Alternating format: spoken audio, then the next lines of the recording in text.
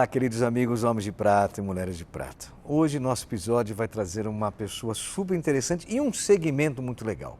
Hoje nós vamos falar com um jornalista especialista no agronegócio, Sérgio Braga, o nosso querido amigo, que vai contar um pouquinho para a gente de como que é a comunicação com esse setor, que é um setor que mais cresce no Brasil e no mundo e que a gente tem a honra de ter essas informações aqui com ele e todo mundo nas suas redes e nos canais que seguem ele. Mas antes eu queria agradecer a nossa querida TV Cultura por ceder gentilmente o seu espaço e também nossos parceiros incríveis, Água Prata, Mindsight, ESA e Lifetime. Também não se esqueçam de ir no nosso canal, assinar, se inscrever no nosso canal do YouTube, das redes sociais, compartilhar, também ver o nosso podcast e assim como nossas mensagens no LinkedIn, ok? Sérgio, seja muito bem-vindo. Eu acho que agora estou falando um pouquinho mais alto, né? Desculpa falar isso, mas é que eu estou falando baixinho por causa da minha garganta. Mas Sérgio, seja muito bem-vindo, é um prazer recebê-lo, trazer um tema tão bacana, um cara tão bem informado, um jornalista especializado em agronegócio. Sérgio, fala um pouquinho de você. Eu agradeço, antes de mais nada, é uma honra estar aqui com você, falar para esse público seleto, qualificado, pessoal com prata, né, acima dos 50 anos, e é lógico que um público que carece de informações, principalmente para aquele setor, o segmento que a gente fala, que é o segmento do agronegócio, do campo principalmente, aquele que faz acontecer a economia, a renda, todo esse PIB do agronegócio. Quanto é o PIB hoje? Hoje representa quase 30% do PIB nacional, né? Você tem 30% da riqueza produzida no Brasil e todas as riquezas que vêm do campo. E esse PIB aumenta a cada ano que passa, principalmente com os investimentos que são feitos. É maior parte pela iniciativa privada. Muito legal a gente ter essas informações, mas antes, eu quero saber o que é essa história filatelista, o que é isso? Que falaram que é uma especialidade sua, que você é um filatelista, o que é isso?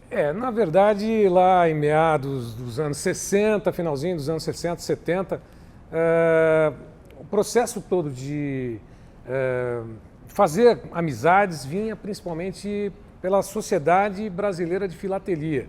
O que é a filatelia?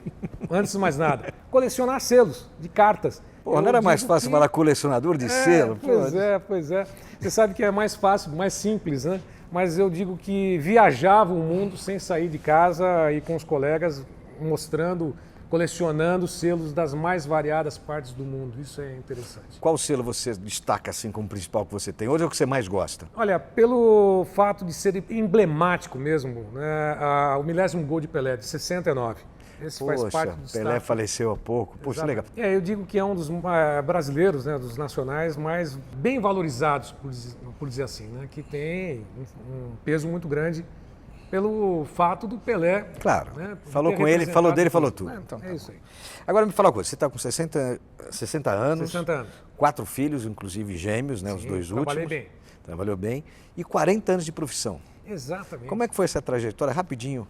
Bom, em 83 ingressei na universidade, na Casper Libero, e lá no mesmo primeiro ano da faculdade já fui trabalhar como estagiário, né, num jornal chamado Notícias Populares. Notícias Populares. Quantos Isso. anos não vejo? Eu não escuto isso. Para quem não conhece, né, se tiver a oportunidade de pesquisar, era um chamado espreme que sai sangue, né?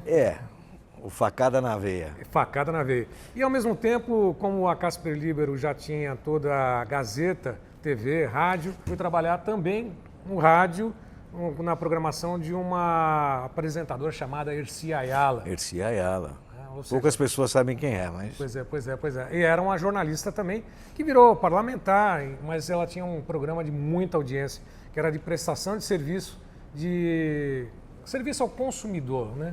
Ela levava vários casos, eu era o repórter do programa dela, fazendo jornal, fazendo rádio ao mesmo tempo e finalizando praticamente o curso de graduação lá na Casper. Em que ano você entrou para o agronegócio? O agronegócio, bom, são 40 anos de jornalismo completados agora. 83 até 2023, 40 anos. Desses 40 anos, 20 anos já atuando na área do agronegócio.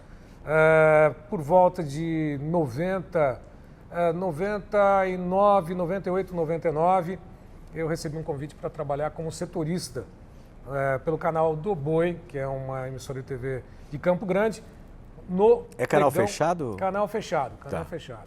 Né? Canal Então, fechado. gente, se você tiver oportunidade, vá nas suas antenas parabólicas ou no YouTube, assista o canal do Boi. Exatamente. Pelas parabólicas tem muitas emissoras que cobrem esse Brasilzão fora da rede comum, né? Os canais abertos, os grandes tradicionais. Tem muita gente que pensa que acabou. Não, mas ainda a parabólica tem uma cobertura gigantesca. Gigantesca, não só aqui no Brasil, mas fronteira, mundo afora. É muito interessante. Nesse período fui trabalhar no pregão, fazendo o quê? O pregão é a Bolsa de Valores, né, para quem não conhece. Exatamente. Narrando as cotações, falando sobre a evolução de preços do dólar, do próprio índice Bovespa e prestando mais informações focado sobre café. Está no agronegócio. Isso, porque tudo isso envolve o agronegócio, né? Informações cambiais, informações do mercado acionário, de juros e até mesmo falando sobre preço do café, da soja, do milho, do boi, do trigo, do mercado internacional commodities aqui no todas, Brasil, né? Commodities agrícolas em geral. E como é que você entende que o jornalismo contribui para o agronegócio? Ainda mais um país que é continental como o nosso. Eu digo que a tomada de decisão passa pela informação do agronegócio. Né? Os jornalistas que atuam hoje com seriedade, sem emitir muitas opiniões, mas sim passando as informações ali que são primordiais, né, na tomada de decisão, contribuem muito. E o que você destaca assim que os agricultores devem estar atentos na sua comunicação? Quais são os pontos assim mais importantes ou de destaques? Cuca, eu diria que é um processo contrário. Né? Quando a gente fala de comunicação, dá a impressão que nós falamos e nós informamos e formamos a opinião. Quando você tem a opinião ou até a informação do outro lado que chega até você, acho que o processo de comunicação ele começa a ser mais claro para esse segmento. Então, o mais importante mais confiável, é buscar... a fonte mais confiável, você diria. Porque é aquele que está lá sentindo na pele, né, os problemas com o clima, aquele que está sentindo no bolso a evolução de preços, de custos, né, a variação do dólar para importação de insumos. Então, aquele que está do outro lado é que passa a informação que vai servir de ferramenta para que a gente fala... E você acha que isso é um dos principais atributos, os melhores benefícios que o jornalismo agrícola pode passar? É essa troca de informação entre eles? Essencial que a gente tenha esse tipo de troca de informações. E é interessante que o público do agro, ele não é apenas aquele grande empresário. É o pequeno, é o médio, a agricultura familiar, que depende muito dessas informações, porque depende também dessas informações pontuais, saber que o preço atribuído àquele produto que demorou ali 30, 40, 60, 90 dias para ser colhido, vai ter uma remuneração adequada. Informar, né? Fazer com que a pessoa não seja passada para trás, ela tenha todas essas informações pontuais. E como é que você vê assim, o papel hoje da mídia? Hoje, transformação da mídia, né? Do analógico, vem para o digital, hoje multiplataformas. Como é que você entende a função do jornalismo nessa mídia tão dinâmica que é hoje?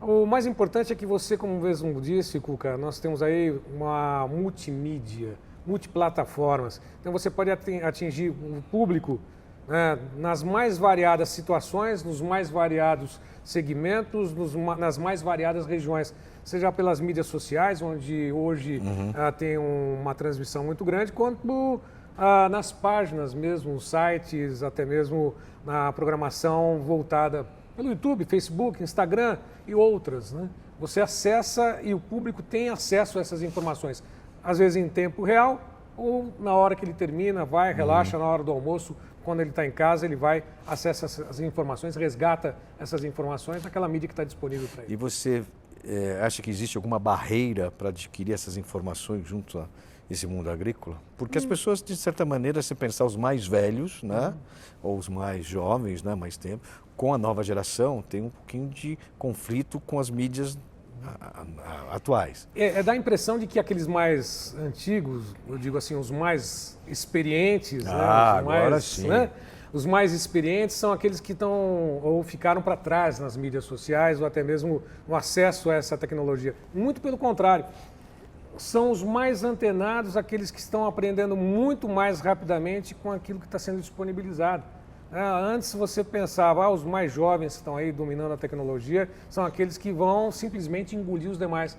Mas hoje não, você vê muitos experientes, né, muitos que já passaram a atribuição, o bastão da propriedade para os filhos e para os netos, estão antenados e sabem trabalhar muito com as mídias sociais e com essas ferramentas disponíveis. Você falou em família, é uma coisa que eu queria te perguntar, se como jornalista você tem essa experiência, essa vivência. Você vê muito conflito de gerações nessa transformação, não só do mundo digital, das mídias, mas daquele que veio lá de trás, há 30 anos passado, foi para o Centro-Oeste principalmente, né? E fez esse mercado crescer, se tornou um grande produtor. E, de repente, vem os filhos que tiveram acesso, né, a universidades, a tecnologia, a drones. Como é que você vê isso, ou como é que você registra isso dentro das mídias? Olha, houve esse período, né, em que aquele que era aquele que era o pioneiro, né, não ia falar exatamente sobre o pioneirismo, né, aquele que foi para o Mato Grosso, saiu lá do Rio Grande do Sul, saiu de São Paulo, de outras regiões, foi para o Sul e Sudeste.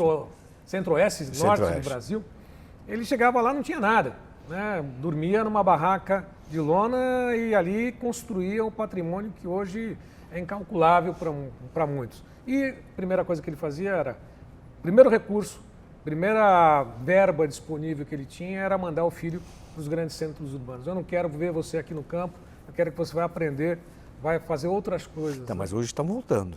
E o caminho contrário demonstra exatamente o maior interesse do jovem pelo campo. Então, mas esse campo, a pergunta que eu tinha feito anteriormente, justamente, quer dizer, eles tiraram fora, mas esse foi estudar, esse filho foi estudar, se aprimorou de conhecimento tecnológico e volta para o campo. Aí quando ele volta, cheio de informações que nem sempre o pai aceita. Sim. Né? Até venda para as commodities, tudo isso, existe aí um conflito. E outra, a geração, ela não desgruda tão cedo. Eu sei porque nós já entrevistamos alguns pecuaristas, produtores rurais, e eles têm aquela coisa, quer trabalhar até quando puder. Sim. Não se aposentam. Então a gente vê que tem um conflitinho, pelo menos do que a gente notou, que é saudável. É saudável, ao mesmo tempo você percebe que começa a ter uma aceitação de ambos.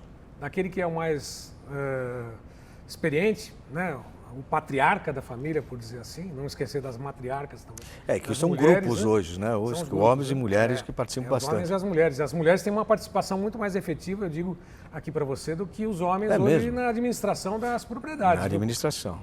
E com os filhos... Elas saíram de casa, né? Saíram de casa, não é aquela apenas que faz ali, né? Cuida da alimentação do dia a dia, espera, nada disso. Elas estão assumindo a administração das propriedades como um todo.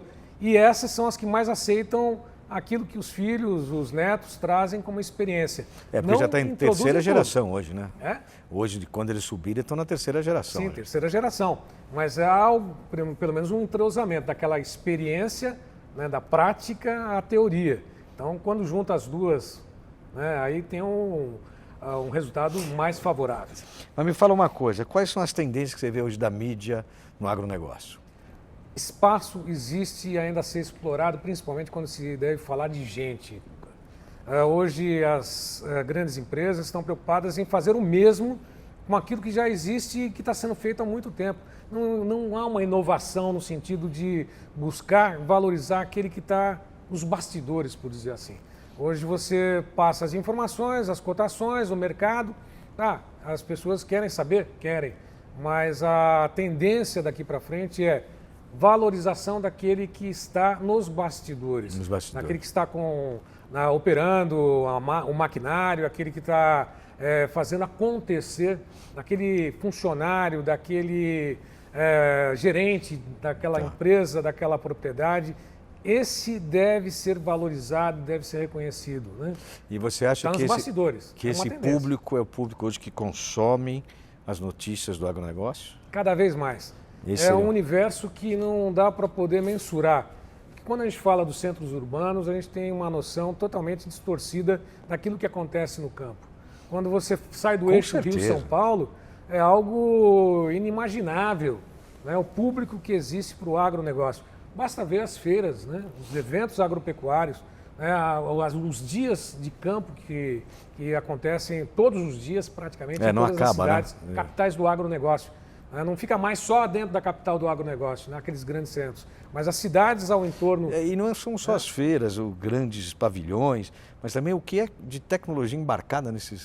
nesses eventos, é impressionante. Em tudo, né? A tecnologia, quando se imagina que você fala, tecnologia, vão lá colocar um drone para poder fazer o monitoramento do controle de pragas até o desenvolvimento de uma área de soja, mas não. A tecnologia ela passa desde o desenvolvimento daquela semente adequada ao clima daquela região para ter maior produtividade, maior benefício, né? Legal. Maior retorno possível. Hoje se aproveita tudo, né? Tudo. Tecnologia é fantástica. Não é só lá, o cara está plantando, está colhendo. Não. E quais são os principais desafios que você tem para ter informações para compor o seu jornalismo? O maior talvez seja checar sempre as informações que chegam. Hoje em dia, até mesmo com relação ao campo, tem muitas informações que chegam distorcidas, né? Às vezes com um fato que ocorreu numa determinada região, a velocidade de propagar aquele mesmo fato, você acaba perdendo a origem de onde aconteceu. E às vezes alguns... E mesmo sendo direto deles para vocês? Às vezes você fica meio perdido. Se você não checar mesmo a origem daquela informação, por exemplo, apareceu uma onça recentemente numa propriedade, falaram que ela tinha aparecido no Paraná. A pessoa mandou aquele vídeo como sendo de uma cidade do Paraná. Quando foi checar, nós colocamos o vídeo no ar, era de uma reserva no MT, no Mato Grosso. MT Mato Grosso. Então, a origem... O fato é o único. A onça estava lá, mas onde ela era bem passeou, longe, bem longe, onde bem ela longe. se alimentou, vai ver que ela distante. passou do Paraná, você também é judia. A onça saiu do Paraná, foi até o Mato Grosso. Está ali do lado, vai. Ela pegou carona num aviãozinho e foi embora. E qual foi a situação mais engraçada em todo esse teu jornalismo que você passou, ou que você possa destacar? São vários fatos, né? 40 anos eu tenho destacado alguns. Acho que talvez um mais icônico quando no período que eu trabalhava na BMF, que era a Bolsa de Mercadorias e Futuros, hoje é a B3. B3. Existia o pregão Viva Voz. 1.500 operadores aqui na Praça Antônio Prado, aqui em São Paulo, para quem não conhece, na região central, bem próxima da Avenida São Bento, né, com Ipiranga, todo aquele entorno. E eu trabalhava transmitindo as informações de dentro do pregão. Microfone, olhando os painéis com as cotações, daquilo que estava acontecendo, a evolução dos preços. E é lógico, sempre com uma anotação na mão. Tinha lá que transmitia 1 hora de programa, mas com uma anotação na mão, com os tópicos apenas na mão, né? Quando tinha uma informação um pouco mais longa, eu levava aquela informação, deixava do lado, mas aquele movimento, 1.500 pessoas olhando, né, anotando e passando para poder registrar, em algum momento o outro, não raras vezes, um chegava, batia, às vezes até mesmo derrubava o microfone. E para evitar, né, desconforto, eu já tinha uma frase pronta, não que fosse pronta, né, foi algo que foi inusitado e também foi espontâneo. Um dia derrubaram o microfone, estava ao vivo, eu simplesmente peguei o microfone e continuei dizendo que era o chamado movimento do mercado que estava acontecendo naquele momento, né? O movimento, sempre ao vivo, se transmitiu sempre ao vivo. Porque bolsa tem que ser ao vivo. Sentindo o movimento do mercado, ou seja, os operadores naquela ânsia de passar as informações derrubou. E como é que você cobre hoje? Hoje eu faço a maior parte pelas mídias sociais. Mídias sociais. Eventualmente em campo, quando você vai, como eu disse, acompanhar uma feira, um evento agropecuário. Não, mas diga a questão da Bolsa, da B3, você também publica, é tudo online? É tudo online, online, né? Hoje as empresas, inclusive a própria B3, ela disponibiliza todo o material, equipes, não mais como 10 anos atrás, mas eles têm sempre o interesse institucional de que o nome seja levado à frente, né? É um interesse também nesse sentido. Mas hoje você faz a transmissão de qualquer local. O mais importante é estar onde acontece a notícia, né? Você registrar o fato onde realmente surge, né? É verdade. Ao lado do a fidelidade na feira da agropecuária. Isso você sente aquele movimento, aquela vibração. É um mundo, né? Diferente. É um mundo, né? Totalmente diferente. Agora vamos falar um pouco sobre fé. Sim. Né? Toda a trajetória de sua jornada aí como jornalista agropecuário teve uma indicação de um amigo. Como é que foi esse empurrãozinho que ele deu para você? Sim. O mais interessante é que foi um colega que, na mesma época, né, contemporâneo da faculdade, jornalista inclusive, ele foi morar no Canadá. Uma mulher pesquisadora, Walter Puga Jr., ele foi morar com a esposa no Canadá, ficou por lá 4 anos. Naquele mesmo período, antes de embarcar, eu trabalhava na Rádio CBN, ele comentou comigo, Braga, eu vou para o Canadá, vou passar uma temporada lá. Eu falei, vem cá. Fui até a Rádio CBN, que tinha sido recém-inaugurada, era a Rádio Excelsior, passou a Rádio CBN no meados de 91. Falei, vamos lá conversar com o Heródoto Barbeiro, que era o diretor de jornalismo. Heródoto, esse aqui é o meu colega, Walter Puga, está indo para o Canadá e ele vai ser nosso correspondente. O Heródoto pediu para a secretária simplesmente uma carta de recomendação. Lá foi o Walter e passou por um período de 4 anos sendo correspondente. Que bacana. Né, da Rádio CBN no Canadá. É lógico que durante esse período ele voltou, ingressou no agronegócio por meio, até mesmo por indicação de outros colegas, e me chamou. Né, e lá fui trabalhar, né, com Walter Puga Júnior no canal do Boi. Ele continua lá, há 20 anos ele já permanece na mesma empresa. E de lá eu fui para outros locais e assim vai. É o chamado network, até mesmo o jornalismo. Quer dizer que ele te trouxe e... Acreditou, teve fé. E é lógico, a responsabilidade de você ser indicado é muito grande, né, Cuca? Claro. Você tem... Ainda mais se expor assim nas mídias, tudo. E o fato de comunicar, falar para milhões, não milhares de pessoas, mas milhões de pessoas é uma responsabilidade muito grande. Às vezes uma palavra, uma cotação, uma indicação, você pode transformar aquela mesma informação ou numa alta de uma bolsa ou até mesmo uma queda de algum produto agropecuário devido à responsabilidade e à importância que você tem. Bacana. E agora me fala um pouco, para a gente finalizar, o seu projeto Agro no Ar. Aliás, eu estou querendo desafio sempre, né? Eu sou movido a desafios. Quero fazer o contrário, Cuca. Quero te desafiar. Homens de prata no agronegócio ou no campo. Vamos embora. Vamos embora? Vamos lá? Bora, o que você quiser fazer, pode contar com a gente. Sim. Vamos trazer esse pessoal, homens e mulheres de prata, para contribuir com o seu projeto, claro. E esse projeto é exatamente aquele que vai de encontro com aquilo que eu acredito. Na informação do agronegócio, na informação daquele que hoje movimenta a economia do país. Não, é lógico, todos fazem parte de uma mesma cadeia, né? Daquele que consome, de 1 bilhão de pessoas que hoje o agronegócio brasileiro alimenta ao redor do mundo, no Brasil, né? A responsabilidade que se tem de falar com esse público, valorizar esse público, passa inclusive pelas cabeças brancas, pelas experiências daqueles que estão lá atrás. Conte com a gente, será um prazer. Inclusive, é um segmento que a gente acredita bastante, que tem muita gente que pode trazer informações e dividir conhecimento para todos os homens, não só do agronegócio, mas homens e mulheres de prata no geral. Feito o desafio. Conte com a gente, tá? Vamos lá, vamos fazer esse desafio. E agora me fala, uma paixão. Jornalismo. Um sonho? Continuar trabalhando por muito tempo. Um medo? De perder toda essa capacidade de entender um pouco, de ficar simplesmente, de abstrair e não conseguir raciocinar direito. Legal. Um defeito que você acha que você tem? Defeito? De aceitar todos os desafios e não errar. Né? Eu tenho uma percepção muito grande, tenho uma intuição muito grande. Talvez é um desafio e ao mesmo tempo uma qualidade. E o que você não quer? Fazer com que outras pessoas dependam e eu não consiga ajudá-las a construir aquilo que eu prometi, aquela responsabilidade que eu assumi para um grupo, não só apenas para mim. Legal. Gente, conversamos aqui com o Sérgio Braga, esse especialista no agronegócio.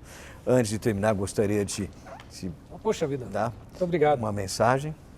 Um brinde da Água Prata, as tônicas. Obrigado. E queria que você fizesse uma mensagem final para os homens e mulheres de prata. Bom, eu quero dizer a todos que foi um prazer participar com vocês aqui, com o Cuca, um convite muito honroso. Espero ter contribuído com algumas informações. Certamente, essas experiências que a gente tem no dia a dia não devem ser simplesmente guardadas, devem ser compartilhadas. E talvez esse é o principal desafio, compartilhar aquilo que a gente conhece.